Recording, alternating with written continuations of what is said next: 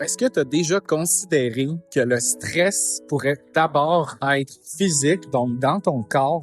Le stress s'exprime d'abord dans ton corps, puis après ça, on le conscientise ou on essaie de trouver des raisons logiques pour dire qu'on est stressé ou qu'on ressent le stress. Mais est-ce qu'il faut ressentir moins de stress, aller vers moins de défis?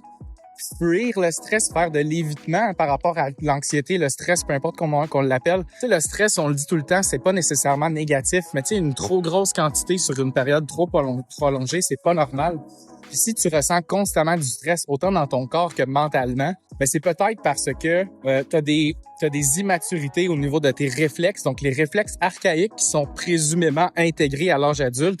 Ça, c'est de la foutaise. C'est un des plus grands mensonges que mon formateur dit. C'est quasiment un crime contre l'humanité. Et qu'est-ce qui arrive quand que t'as des stresseurs qui sont physiques, hein, t'as des réflexes de moins bien intégrés, t'as des tensions excessives inutiles dans ton corps?